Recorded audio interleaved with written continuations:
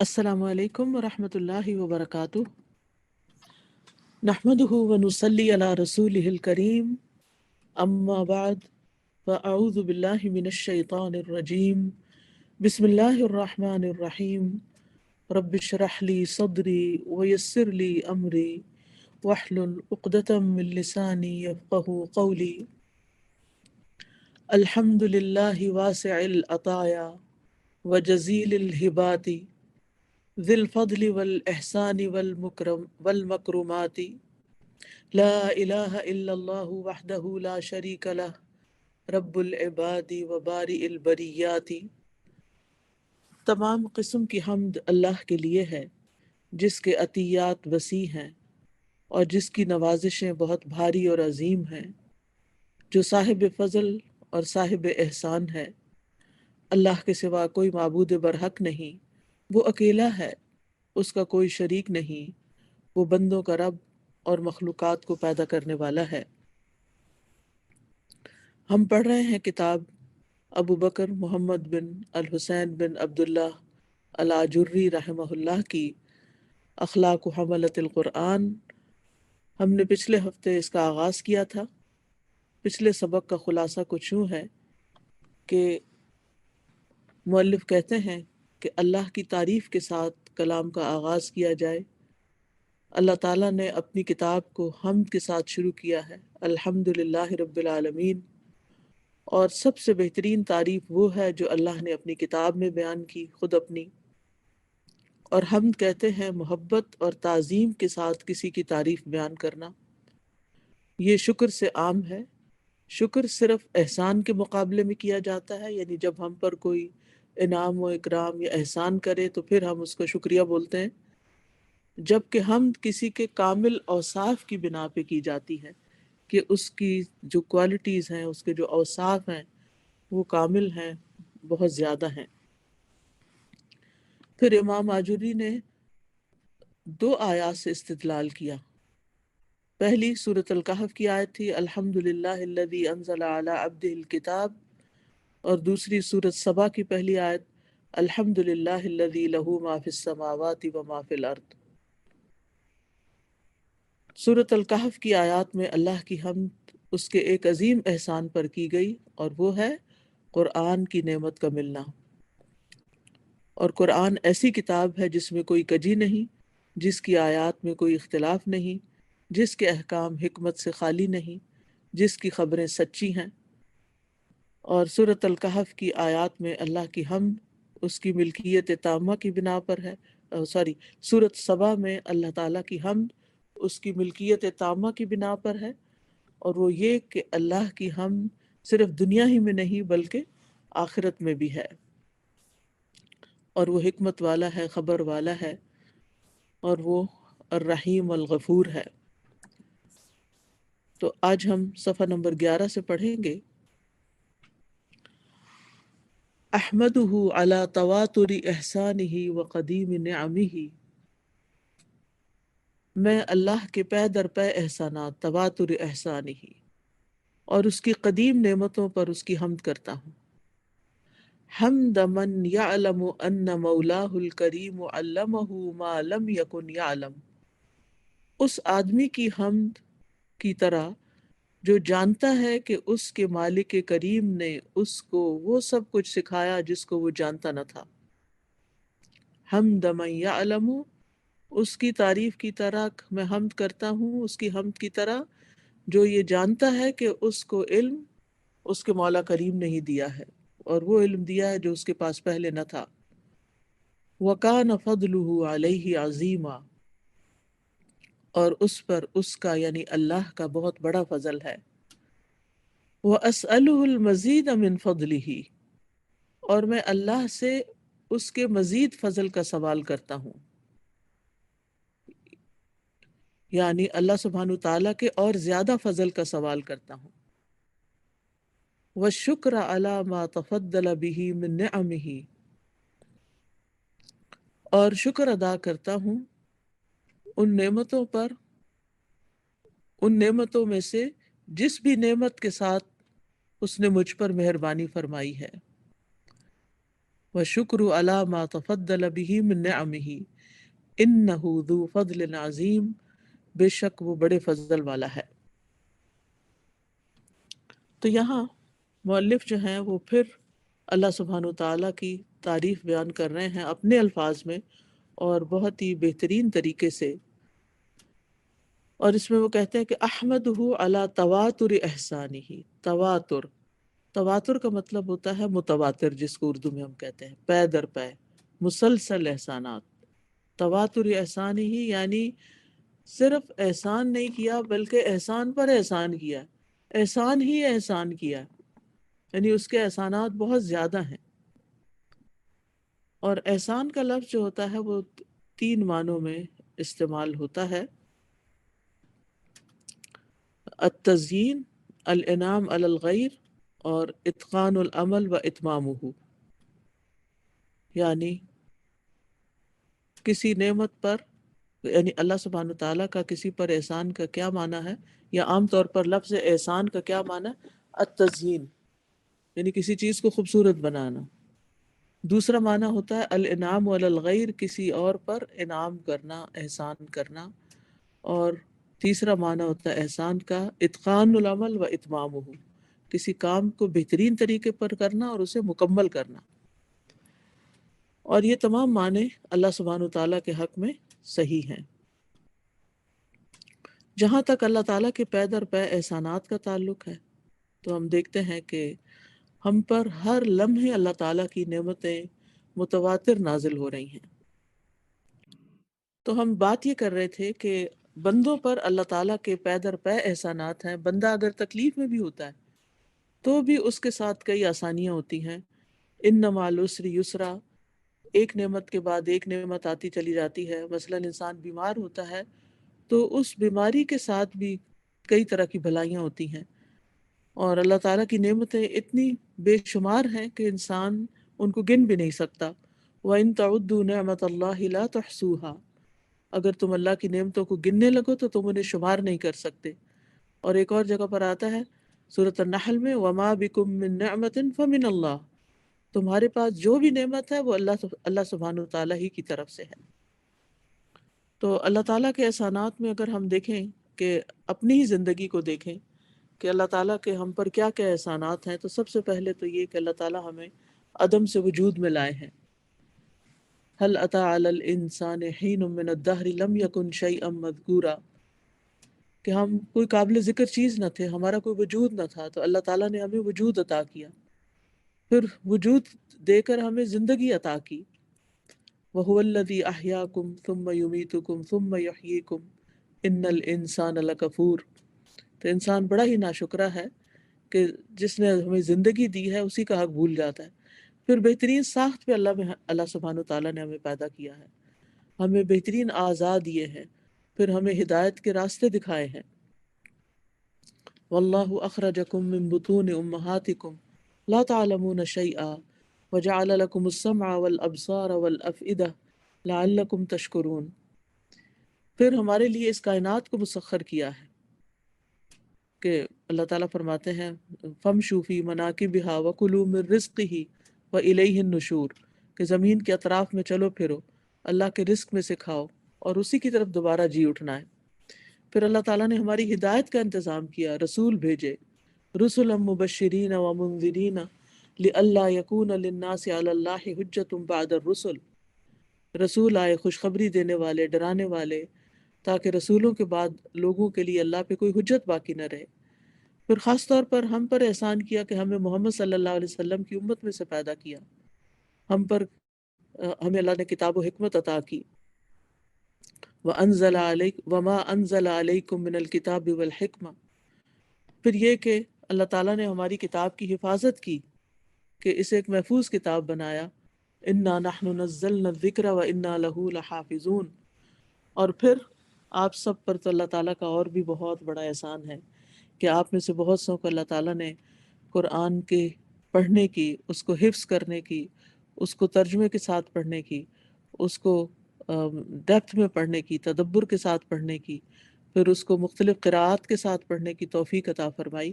تو یہ اللہ سبحانہ و تعالیٰ کا بہت بڑا احسان ہے جو ساری مخلوق میں سے اگر آپ سوچیں کہ اس پلانٹ ارتھ کے اوپر کتنے انسان ہیں اور ان میں سے کتنوں پر یہ احسان ہے، کیونکہ یہ سب سے بڑا احسان ہے اور سب سے بڑی رحمت ہے اللہ کی کہ الرحمن علم القرآن. تو جتنا جتنا انسان قرآن مجید کو زیادہ پڑھتا اور پڑھاتا ہے، اتنا ہی زیادہ وہ اللہ تعالیٰ کی رحمت میں آتا چلا جاتا ہے، اس کے درجات بلند ہوتے چلے جاتے ہیں. اور یہ سب کچھ بھی صرف اللہ تعالیٰ کی توفیق سے ہی ہوتا ہے. تو اس احسان پر بھی ہمیں اللہ تعالیٰ کا شکر ادا کرنا چاہیے. پھر یہ کہ اللہ تعالیٰ نے ہمیں کھانے پینے کے لیے حلال رزق عطا کیا ہے، سامان معیشت دیے ہیں، اور پھر ہم جو بھی ٹوٹا پھوٹا عمل کرتے ہیں اس پر اللہ تعالیٰ کئی گنا بڑھا کر ہمیں جزا دیتا ہے.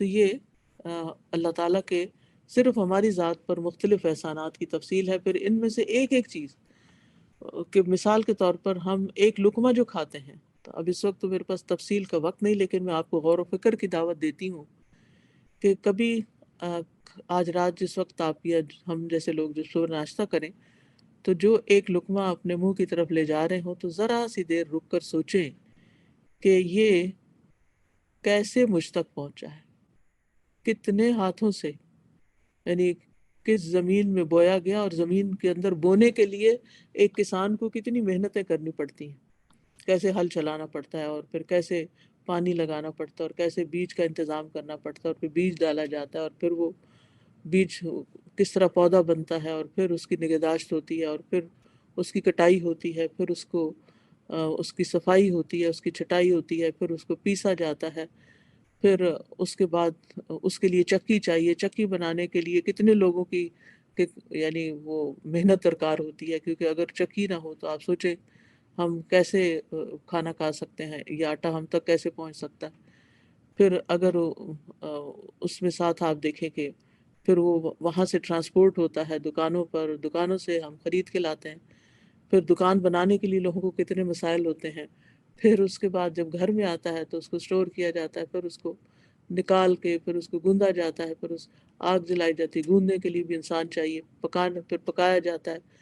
یا اگر آپ بریڈ لے کر آ رہے ہیں کہیں سے، تو بریڈ آپ دیکھیں کہ کہاں پر کس فیکٹری میں تیار ہوتی ہے، اور اس میں کتنے لوگ کام کر رہے ہوتے ہیں، اور اس میں کتنے انگریڈینٹس پڑ رہے ہوتے ہیں، اور پھر اس کی سپلائی ہم تک کیسے ہوتی ہے، اور پھر اس کو خریدنے کے لیے ہمیں پیسے چاہیے ہوتے ہیں، وہ پیسے ہم پھر کیسے کماتے ہیں، اور پھر وہ جا کے لے کر آیا جاتا ہے، اور پھر اس کے بعد اس کو گرم کیا جاتا ہے، اور پھر اس کو یعنی کھایا جاتا ہے. اور کھانے کے لیے بھی آپ دیکھیں منہ میں دانت چاہیے چبانے کے لیے، اور پھر چبانے کے لیے منہ میں سلائیوا، چبانے کے ساتھ ساتھ سلائیوا بھی چاہیے، اور پھر ہم جب انہیں والا نگل لیتے ہیں تو اس کی بھی طاقت چاہیے. الزائمر کے پیشنٹ جو ہیں وہ کھانا نگل نہیں سکتے، ان کو نگلنا ہی بھول جاتا ہے، تو اس کے لیے بھی عقل چاہیے. اور پھر آپ دیکھیے کہ ہمارا سسٹم جس طرح کام کرتا ہے، صرف ایک لیور کے کتنے فنکشن ہیں، اور پھر کس طرح خون بنتا ہے، اور کس طرح خون سارے اجزاء میں جاتا ہے، اور پھر کس طرح وہ ہمارے جسم سے خارج ہوتا ہے جو ویسٹ ہوتا ہے. اور تو آپ سوچئے کہ صرف ایک نعمت کے ساتھ کتنی نعمتیں لگی ہوئی ہیں، کتنی بے شمار. تو اسی طرح اگر آپ کوئی کپڑا پہن رہے ہیں یا آپ جوتا پہن رہے ہیں، تو صرف یہ نہیں کہ اللہ تیرا شکر ہے تو نے مجھے جوتا عطا کیا، یہ مجھے نیا کپڑا. بہت سے لوگ تو اتنے ناشکرے ہیں کہ وہ نعمتیں لے کر، چیزیں لے کر بھی کبھی پلٹ کے اپنی زبان سے نہیں بولتے. تو جو پہلے بھی بات ہوئی تھی نا، شکر سب سے پہلے تو دل میں احساس ہونا ہے کہ انسان اس کو پہچانے، عقل سے غور و فکر کرے، اور پھر اس کے بعد زبان سے اللہ کا ذکر کرے یا اس نعمت کا ذکر کرے. فَأَمَّا بِنِعْمَةِ رَبِّكَ فَحَدِّثْ. پھر اس کے بعد یہ ہے کہ اس کو صحیح استعمال میں لائے، اس کو ضائع نہ کرے، اس میں اسراف نہ کرے. تو کتنی ساری چیزیں آ جاتی ہیں نا، لیکن ہم عام طور پر غور و فکر نہیں کرتے، عقل سے کام نہیں لیتے، اور اسی لیے ہمارا ذکر بھی کم ہوتا ہے، اور شکر بھی کم ہوتا ہے، اور اللہ سے محبت بھی کم ہوتی ہے. جو محسن کی نعمتوں کو، احسان کو یاد رکھتا ہے، پھر ہو نہیں سکتا کہ وہ محسن سے محبت نہ کرے، ہو نہیں سکتا وہ اس کی تعریف نہ کرے، اس کی حمد بیان نہ کرے، پھر ہو نہیں سکتا کہ پھر وہ اللہ تعالیٰ کی اطاعت نہ کرے. تو اللہ سبحانہ و تعالیٰ کی نعمتیں بے شمار ہیں، بے شمار. اور پھر کیا ہے، وقدیم نعمہ، ایک تو ہے تواتر، اور دوسرا ہے قدیم نعمہ. یعنی اللہ تعالیٰ کی نعمتیں ازل سے ہیں، یعنی قدیم الاحسان ہے، ہمیشہ احسان کرنے والا ہے، ازل سے ابد تک احسان کرنے والا ہے، یعنی وہ ہے، یعنی احسان کے ساتھ متصف ہے. اور پھر قدیم سلطنت والا بھی ہے، یعنی قدیم نعم ہی، یعنی اللہ سبحانہ تعالیٰ جو ہیں ان کی نعمتیں ہمیشہ سے ہیں، یعنی جیسے نبی صلی اللہ علیہ وسلم کی اس دعا میں بھی آتا ہے نا، اعوذ باللہ العظیم و بوجہہ الکریم و سلطانہ القدیم من الشیطان الرجیم. تو سلطانہ القدیم جو ہے، تو سلطان جو ہے یہ اللہ تعالیٰ کی صفت ہے، اور قدیم سے مراد مطلقاً قدیم ہونا ہے. اور قدم کا اطلاق دو چیزوں پر ہوتا ہے، مطلق قدامت اور نسبتی قدامت. مطلق جو ہوتی ہے، جیسے اللہ تعالیٰ کا نام الاول ہے تو وہ اس پر دلالت کرتا ہے، یعنی وہ اول ہے جس سے پہلے کچھ بھی نہیں تھا. اور نسبتی قدامت کیا ہوتی ہے؟ یعنی وقتی طور پر کسی چیز کا قدیم ہو جانا، جیسے حتی عاد کالعرجون القدیم، یہاں تک کہ وہ دوبارہ پلٹ کر سوکھی کھجور کی سوکھی پرانی شاخ کی طرح ہو جاتا ہے. تو ارجون القدیم جو ہے پرانی شاخ ہے. تو چاند کی طرف چاند کی ڈسکرپشن بیان کی گئی ہے ارجون القدیم کے ساتھ. حمد من یعلم ان مولاہ الکریم علمہ ما لم یکن یعلم وکان فضلہ علیہ عظیما.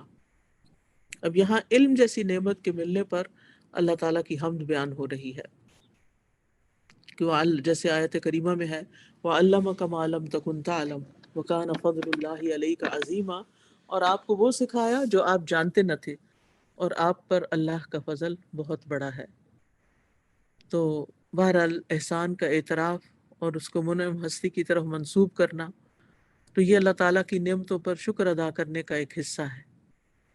تو اس لیے بندے کو چاہیے کہ جیسے جیسے اس کے علم میں اضافہ ہوتا جائے وہ تکبر کا شکار نہ ہو، نہ ہی اپنی ذہانت، فطانت اور ذاتی قابلیت کو پیش نظر رکھے، بلکہ وہ صرف اور صرف اللہ کی حمد کرتا جائے کہ وہ اس کو وہ کچھ سکھا رہا ہے جو وہ پہلے نہیں جانتا تھا.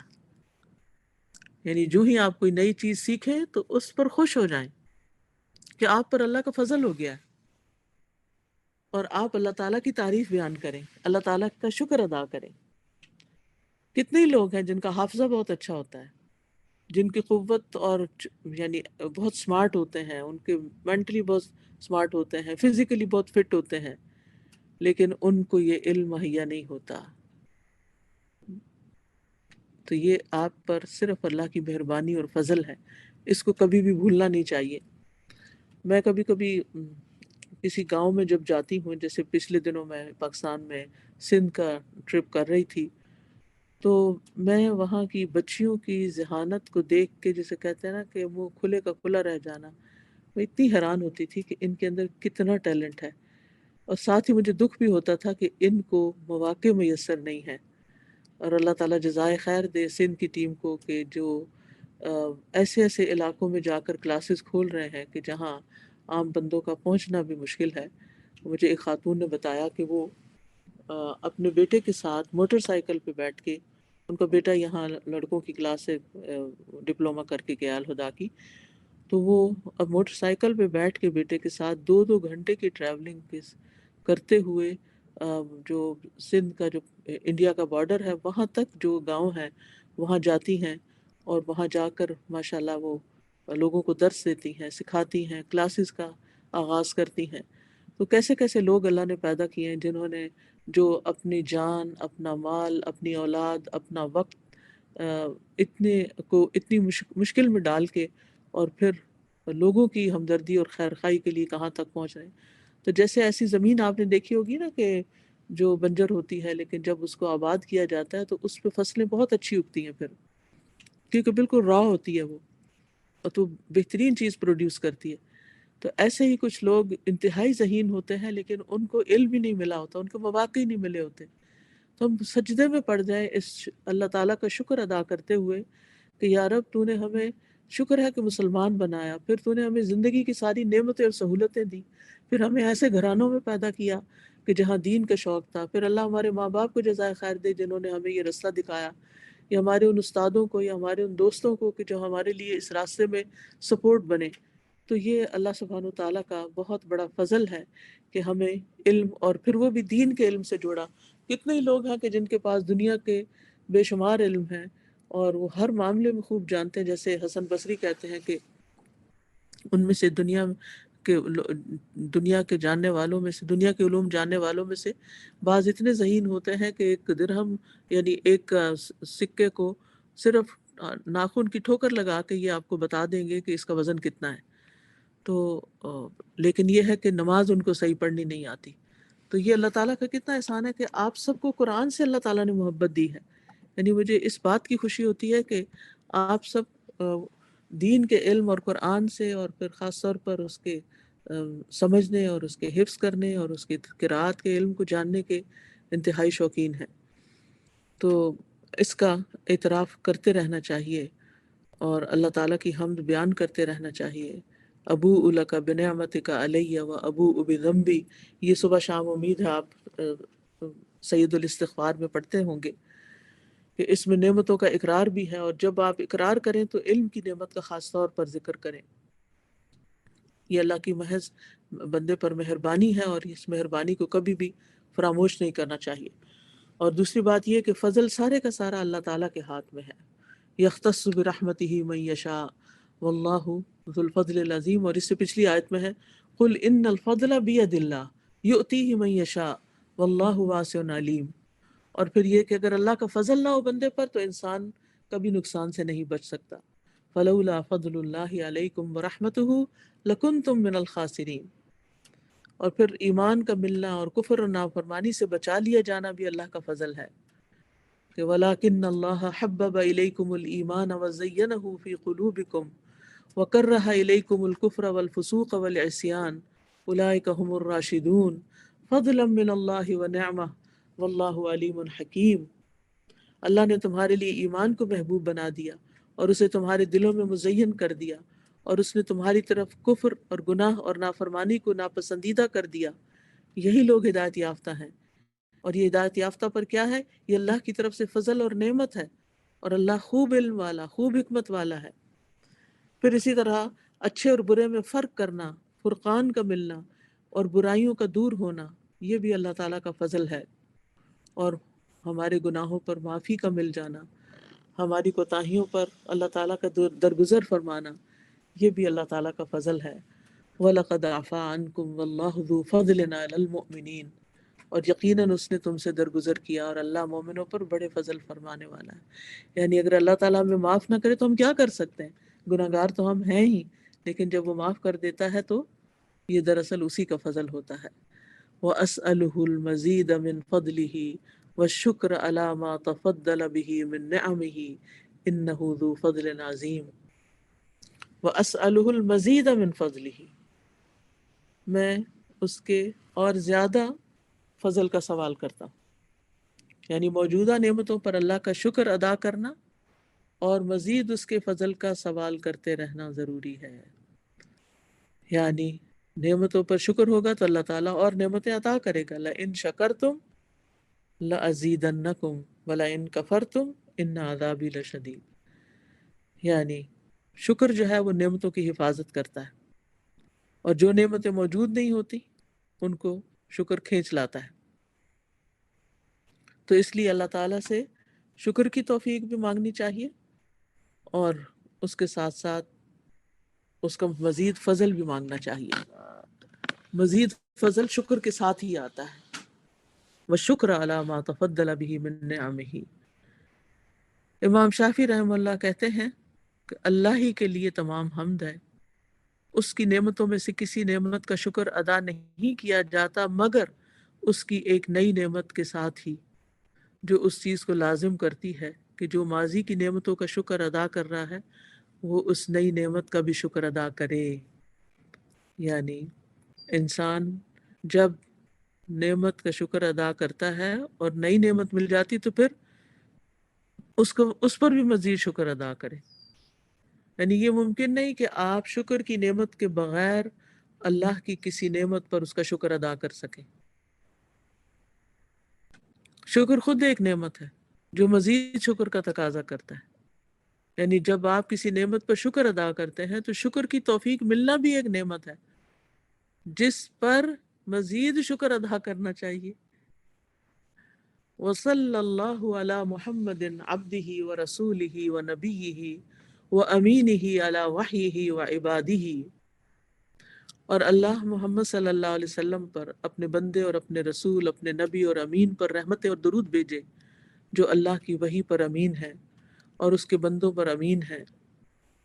صلاۃً تکون لہ ردن، ایسی صلاۃ اور درود جو رسول اللہ صلی اللہ علیہ وسلم کی رضا یعنی خوشی کا باعث ہو، ولنا بہا مغفرتاً، اور ہمارے لیے بخشش کا سبب ہو، وعلی آلہ اجمعین، اور آپ کی تمام آل پر بھی صلاۃ و درود ہو، وسلم کثیرا طیبا، اور بہت زیادہ بابرکت پاکیزہ سلام ہو، وسلم کثیرا طیبا، اما بعد، اس کے بعد۔ تو یہاں پر نبی صلی اللہ علیہ وسلم پر درود بھیجا جا رہا ہے، جو کہ خطبے کا ایک حصہ ہوتا ہے۔ جب بھی کسی بات کا آغاز کیا جاتا ہے تو اللہ تعالیٰ کی حمد کے بعد نبی صلی اللہ علیہ وسلم پر صلاۃ و سلام بھیجا جاتا ہے، کیونکہ انہی کی محنت اور انہی کی کوشش سے ہم تک یہ نعمت یعنی نعمت اسلام، نعمت دین، نعمت علم ہم تک پہنچی ہے۔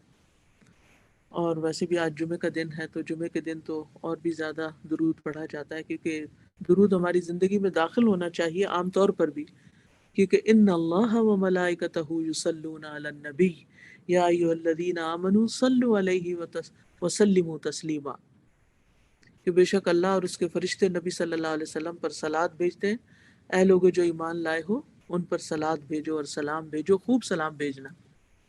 امام سعدی کہتے ہیں آپ صلی اللہ علیہ وسلم پر درود بھیجنا اللہ سبحانہ وتعالیٰ اور اس کے فرشتوں کی اقتداء ہے، یعنی ان کی پیروی ہے، کہ اللہ تعالیٰ خود یہ کام کر رہے ہیں کہ آپ پر صلوات بھیجتے ہیں، اپنی رحمت بھیجتے ہیں، اور فرشتے بھی رحمت کی دعا کرتے ہیں۔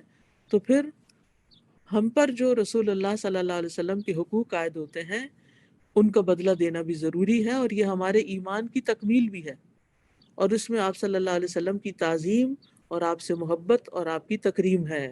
ٹھیک ہے، کیا کیا ہے؟ ہمارے ایمان کی تکمیل، آپ کی تعظیم، آپ سے محبت اور آپ کی تکریم، اور جو حقوق آپ کے ہم پر عائد ہوتے ہیں ان کا بدلہ۔ تو گویا درود پڑھنے سے نیکیاں بڑھ جاتی ہیں اور گناہوں کا کفارہ ہو جاتا ہے۔ اور جو شخص آپ صلی اللہ علیہ وسلم نے فرمایا جو شخص میری امت میں مجھ پر اخلاص سے دل سے ایک بار درود پڑھے گا تو اللہ اس وجہ سے اس پر 10 رحمتیں بھیجے گا، اس کی وجہ سے اس کے 10 درجے بلند فرمائے گا، اس کی وجہ سے اللہ تعالیٰ اس کے لیے 10 نیکیاں لکھے گا، اس کی وجہ سے اس کے 10 گناہ معاف فرما دے گا۔ تو اور بھی درود شریف کی بہت سی فضیلتیں ہیں۔ اب آپ سوچئے کہ علم حاصل کرنے سے پہلے اور سیکھنے اور سکھانے سے پہلے اگر ہم درود پڑھتے ہیں تو پھر اللہ سبحانہ وتعالیٰ کی رحمتیں آتی ہیں، اور جو پڑھتا ہے فرشتے اس پر درود پڑھتے رہیں گے۔ رسول اللہ صلی اللہ علیہ وسلم نے ایک دفعہ خطبہ ارشاد فرماتے ہوئے فرمایا کہ جو شخص مجھ پر درود پڑھے تو جب تک وہ مجھ پر درود پڑھتا رہے گا فرشتے اس پر درود پڑھتے رہیں گے۔ اب انسان کی مرضی ہے کم پڑھے یا زیادہ پڑھے، تو اور نبی صلی اللہ علیہ وسلم نے خود اس کا حکم بھی ہمیں دیا ہے۔ اس لیے اگر ہم آپ پر درود پڑھیں گے تو اس میں ہمارا ہی فائدہ ہے، اور اس سے ہمیں زیادہ توقع ہے کہ انشاءاللہ ہمارے علم کا راستہ آسان ہوگا، اور اس میں ہمارے لیے برکتیں ہوں گی، اور اس میں ہم شوق سے آگے بڑھیں گے۔ تو اس لیے بہت ضروری ہے کہ اللہ تعالیٰ کی حمد و ثنا کی جائے علم حاصل کرتے ہوئے۔ اللہ سبحانہ وتعالیٰ سے دعا ہے کہ اللہ ہمیں بھی ایسے علماء کے نقش قدم پر چلنے کی توفیق دے، ہماری زندگی بھی کسی کام آ جائے اور ہم بھی انسانیت کے لیے بہترین فائدہ مند ہوں اور اس خیر کے پیغام کو سب تک پہنچانے والے ہوں۔ وآخر دعوانا ان الحمد للہ رب العالمین، سبحانک اللہم وبحمدک، اشہد ان لا الہ الا انت، استغفرک واتوب الیک۔ السلام علیکم ورحمۃ اللہ وبرکاتہ۔